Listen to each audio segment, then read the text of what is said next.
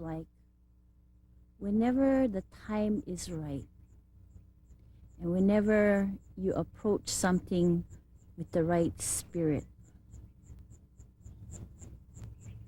the elements, wehe, they open, and things around you happen because they're supposed to happen.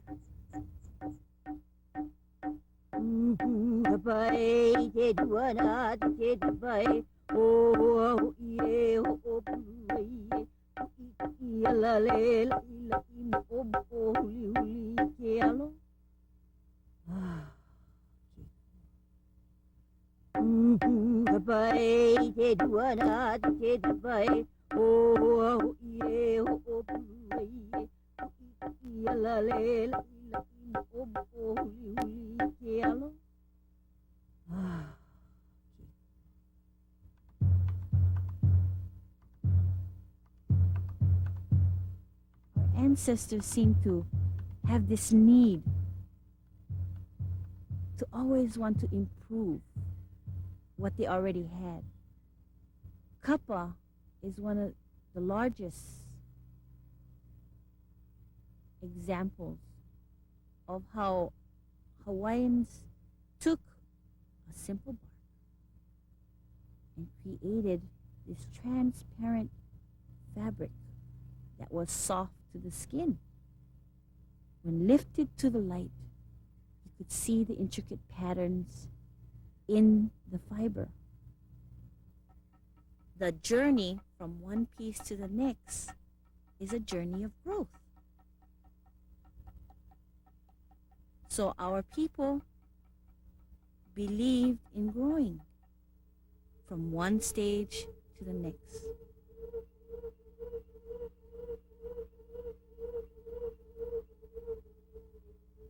We are guests here in Kahana.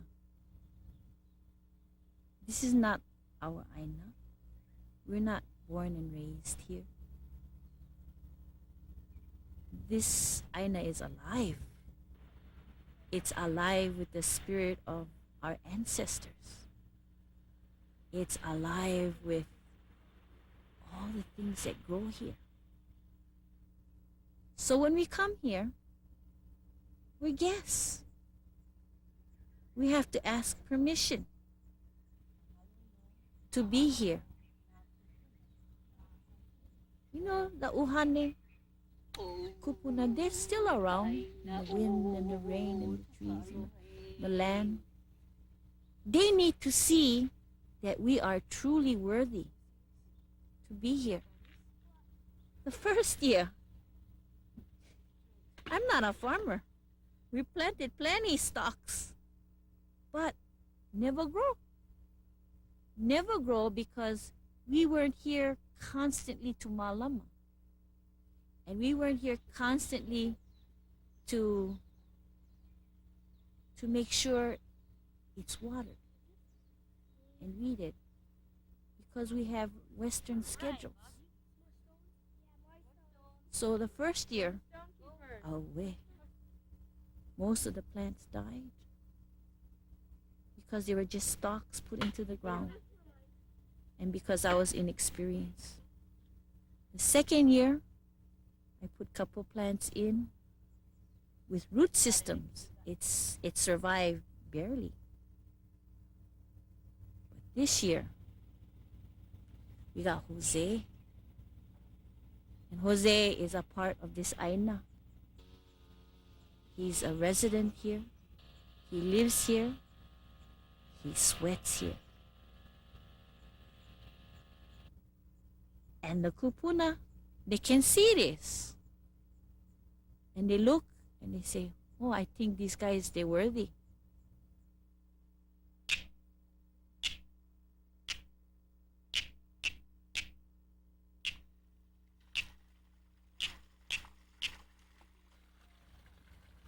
Wai is essential to life. It's essential for the plant, the wauke, to grow. It's essential to holoi, to clean the bark. So So basically, water is the growing life. It's the cleansing. But that's the same with us too. We need the water for life. We need the water to grow, and we need the water to cleanse. When we oki the wauke, or we cut the wauke, we have to ask permission. It's like everything in life. You don't just go someplace and take, but you ask. Sometimes it's from the people, and sometimes it's from the land or the spirits of the land, but you ask. So after you cut the tree, and the land will continue to nurture the root, and more plants will come out, and ulu grow. It's just like when you clean the bark, you hemo all the lepo, or the stuff that doesn't make the kapa clean. And when you do that for yourself, then what you create later on becomes more clear, more clean and distinct, and much more beautiful. So if I settle for the little brown spots in the wauke when I clean, that means my end product is not going to be as clear and white. And if that's okay for the kapa, am I settling for that in my own life? Do I want to settle for less than the best? Not really. I don't think so. Not for me.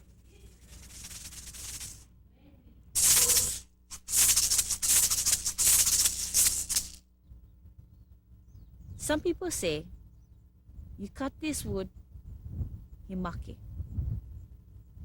just a dead piece of branch. That was just the life of the tree.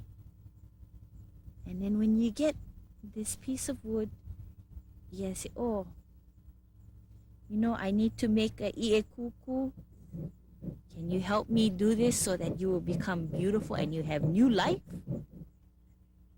It does another job after it's cut. When the tree grows, if you take care of the wood, God gave it one job, and you treat the wood with respect, then the wood becomes what you want it to be. And a tool, when pau, becomes a part of you. When you kuku, it is just an extension. It's not a thing or a tool. It is an extension of me. As I rediscovered each facet, from making the tools to doing my research, felt good inside, because I was beginning to feel more confident as a Hawaiian. And it was good to not only talk about being Hawaiian, but actually doing something about it.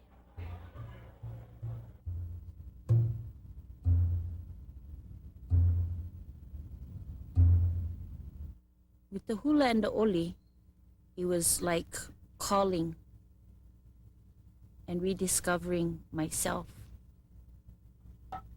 With the kapa, it's just like, when you pound the kapa, you kuku the kapa. You're making it spread, you're making it felt, and the fibers interweave. It connects. So the kapa helped to connect all these things. They were no longer independent. They were one. So the kapa, in essence, brought the hula, the oli, the art, the kapa put them all together, and like when you felt one piece kapa to the other so that the kapa get wider. So it seems like the more I will learn, the more beautiful and wider and bigger my kapa becomes. But that's like life.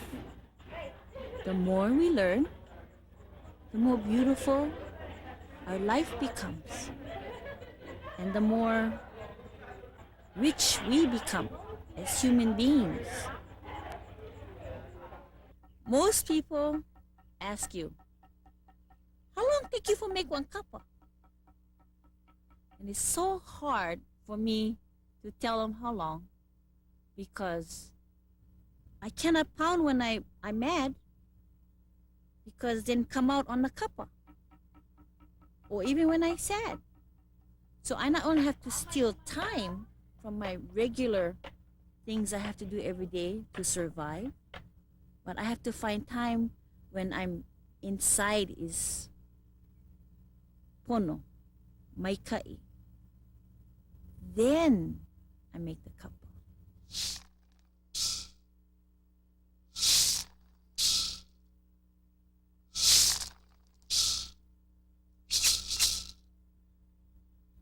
Kapa is so hard because there are so many facets to make it possible. You can't find the plants. You have to grow the plants. You can't buy the tools. You have to make the tools.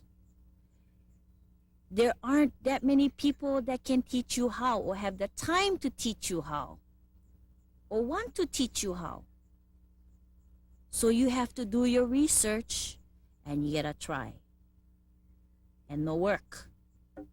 And then you try again. Still no work. So you pull it.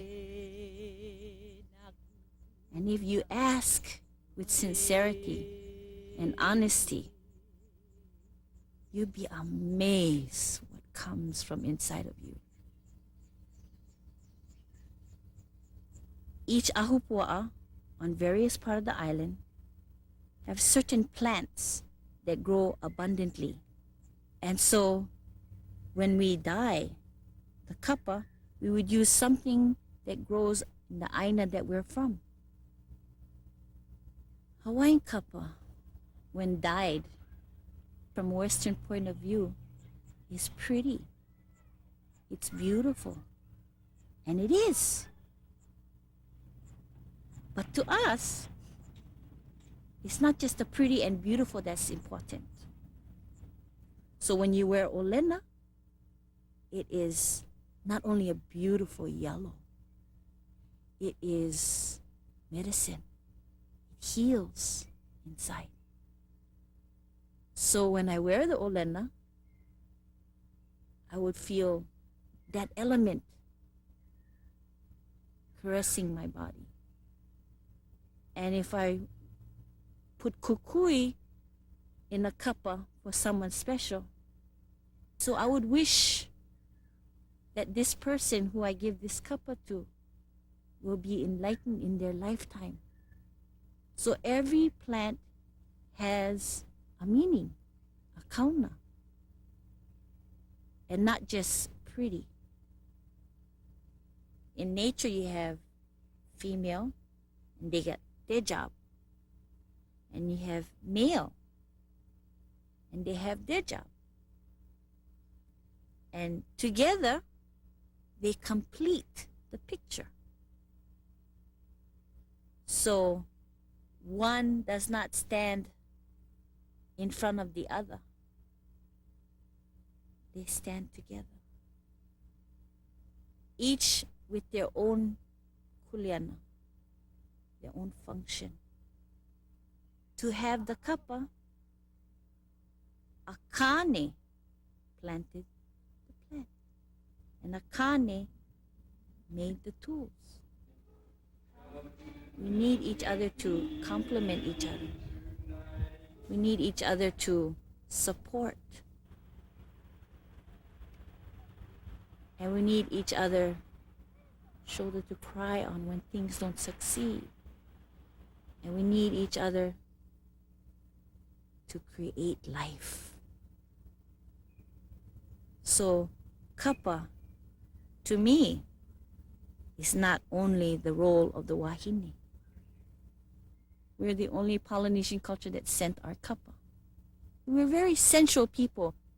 So if I was to give a Kapa as a gift to my ipo, my sweetheart, I would like for him to remember me when he wears this garment. And if we happen to have a rendezvous at the hala tree where the hinano would blossom, I would scent his kapa with the hinano, so that when he wears the kapa and he smells the onaona of the hinano, he's going to remember me. And every time when he smells the onaona of the hinano, he'll be, oh, ai, mai kaikila wahine. So to scent the kapa was just another way of pleasing the senses and endearing someone and reminding them of something very special.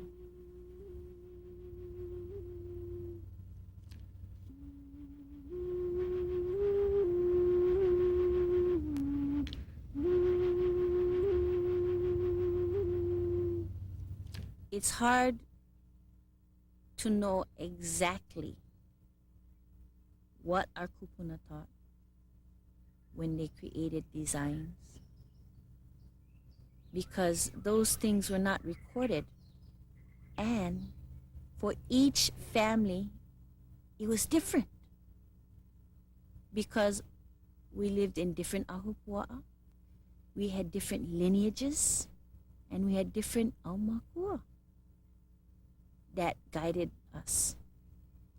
My name is Kawai Aona-Ueoka. So I know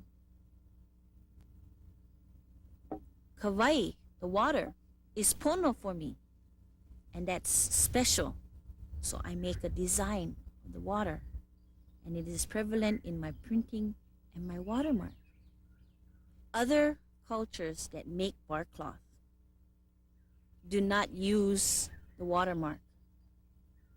But the Hawaiians took the time to carve these minute designs into the iekuku so that these designs can be embedded into the fiber. So for me, it has a great significance, because being a chanter and a composer, we have kauna. So not everybody have to know what you want it to mean.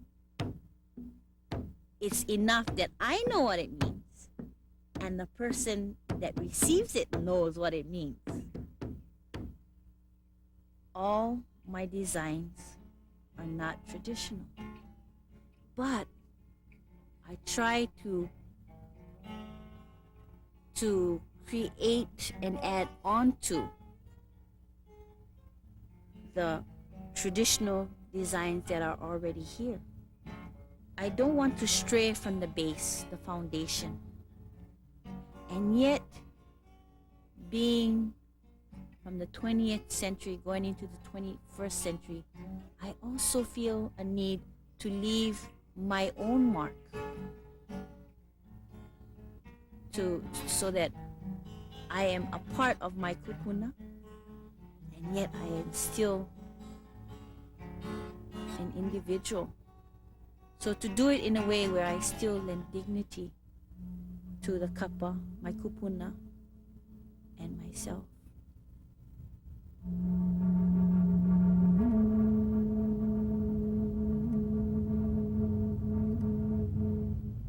Our ha is our life force.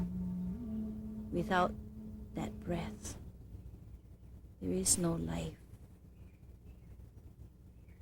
I felt it very, very important that I share a part of my ha, which is not only my life force, is also part of my strength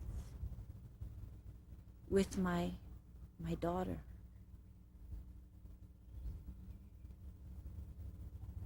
Because our children in this day and age, with so many elements that are in conflict,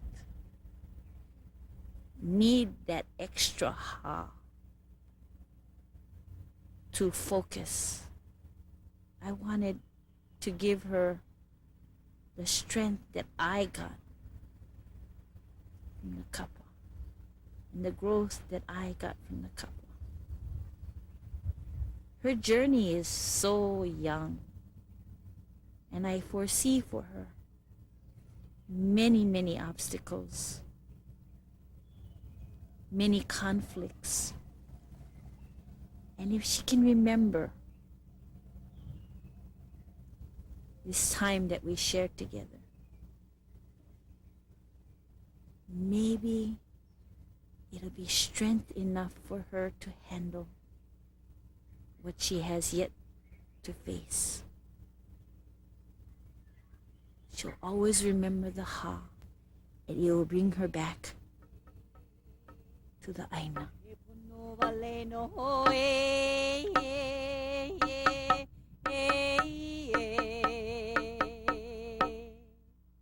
Mahalo no naku punda o Hawaii. Mahalo no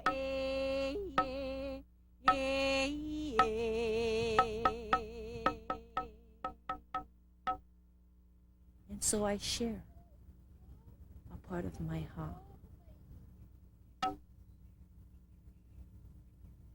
to my daughter. And one day, it'll be time for my son. And isn't that what being a mother is all about? Loving and giving a part of yourself so that your children will be strong enough to face the world.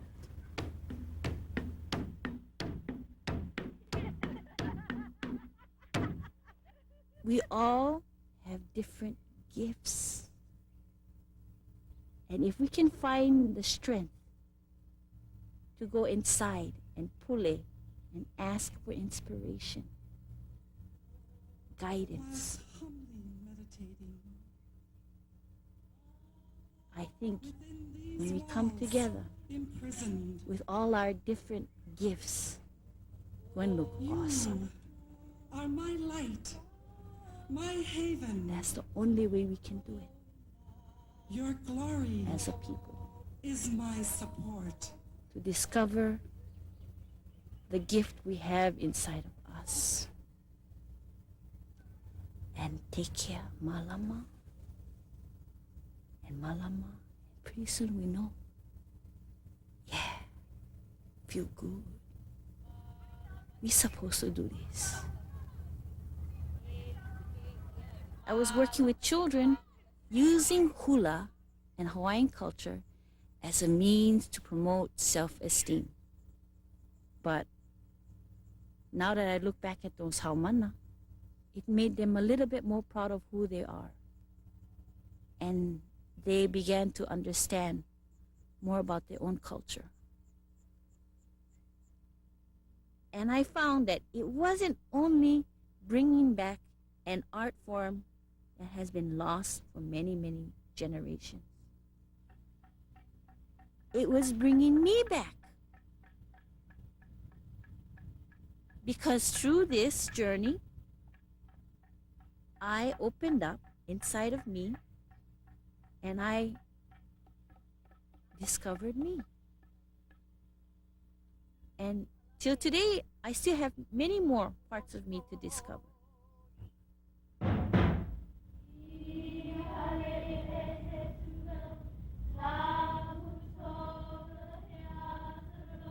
So we have to teach.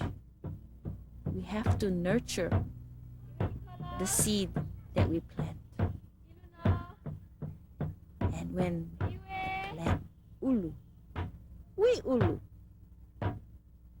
Not only as people, as a human being, as an individual, but as our ohana. And then from our ohana, our community. But see, to get to this point, there was so much growing that had to be done. But not power. We can grow to 80, 90 years old and still have something to learn about our culture, about other people, and about ourselves. So, the journey is not power.